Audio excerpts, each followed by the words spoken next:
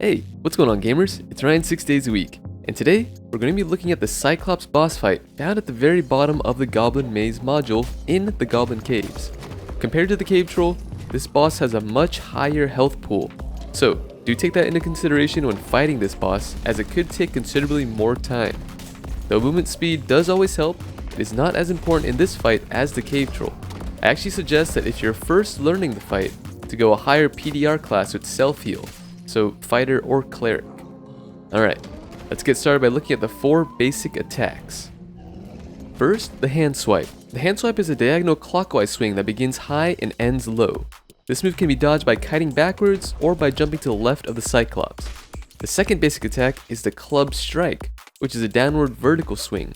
This move can be simply dodged by running to either side of the Cyclops. It is a much more narrow attack than it looks, so don't worry too much about this one. The third is the clockwise dirt spray. This move, the Cyclops will dig their club into the ground and fling dirt up in front of them. If you are in the AoE of the dirt, your character will receive a temporary blindness debuff. The fourth attack is the counterclockwise dirt spray, which is similar to the clockwise variant. Do note here that the club also has an active hitbox during these 2 blinding moves, so they can damage you on top of the blind. Now, my preferred strategy to dealing with all 4 of these basic attacks is to circle the Cyclops closely to the left, but either direction works really. When circling to the left, you'll be able to dodge the club strike and the clockwise dirt spray just through strafing. For the other 2 moves, the hand swipe and the counterclockwise dirt spray, you'll simply have to jump to evade them while you're moving. I do have to warn you that even if you jump the counterclockwise dirt spray, you may still get affected by the blindness, but it seems to happen a lot less if you do have high move speed. Now, let's move into the 3 charged moves, the Stomp, Petrify, and the Sprinting combo. All 3 of these moves have a random chance of appearing throughout the fight. Let's first take a look at the Stomp, which is a damaging ground AoE that applies a heavy slow in a wider radius. To dodge this move, simply just run far behind the Cyclops. You may still get hit by the slow component of the move, and if this happens, just stow your weapons away and dodge the preceding basic attacks normally, until the slow wears off. Honestly, it's not too lethal.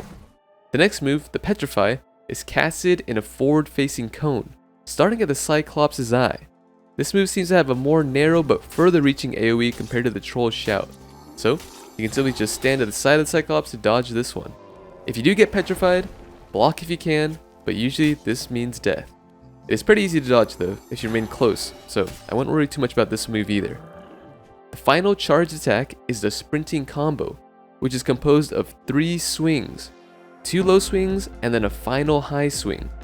So it's easy as it sounds. Jump twice, then duck to dodge. There's no delay between each of the moves too, so once you jump the first swing, immediately jump after, and you'll be fine. As for the timing of the swings, after the voice line finishes, you'll hear the Cyclops take 2 steps. Immediately jump after that and you'll be fine. You can count down, but I really want to emphasize the importance of the audio cues, since sometimes you'll have to do this one blind.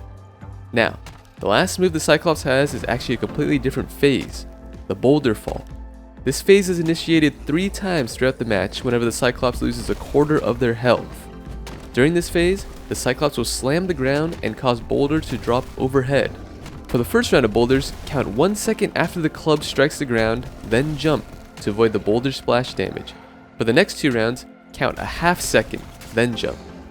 Crouching while in the air helps too, as it pulls your legs up.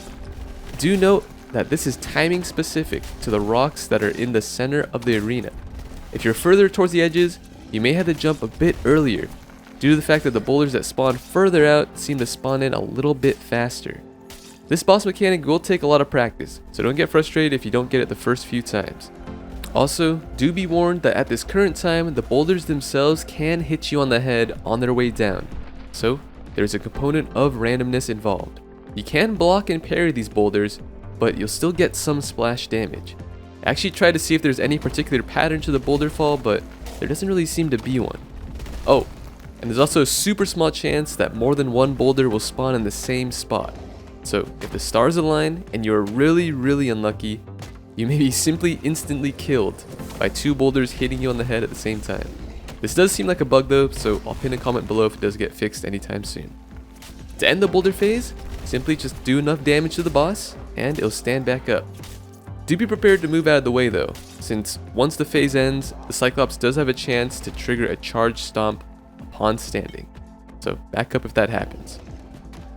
So, in summary, circle constantly to the left to dodge the club strike and the clockwise dirt spray. Then, jump while circling to the left to dodge the hand swipe and the counterclockwise dirt spray. For the charge attacks, run behind and away from the Cyclops to dodge. If you get slowed, which is a much larger AoE than the damage, stow your weapons away and dodge the basic attacks normally. For the petrifying beam, just move closely to the left or right of the Cyclops. It comes out conically in front of them and is quite easy to dodge. For the sprinting combo, dodge sequence is jump, jump, crouch. You can continuously attack during this move too, since there's a lot of cushion space. Now, for the boulder phase, which will happen 3 times throughout the fight, try to keep the Cyclops central to the arena. For the first series of boulders, time your jumps roughly 1 second after the club hits the ground. For the following phases, time your jump roughly a half second after. Do be warned that there's always a random chance a boulder will hit you on the head, even if you time your jumps perfectly. So bring healing items, maybe a bit higher PDR, and just keep practicing. Alright gamers, at the time of this video, this is the newest boss that has been introduced to the game, so there are going to be some bugs associated with the fight. But if there are any major changes to the mechanics of the boss fight itself, expect an update video or just a pinned message for smaller fixes. If you have any questions at all, or any other tips that I missed, please feel free to comment them down below or find me on Twitch. Thank you as always for watching, and I'll see you in the next video.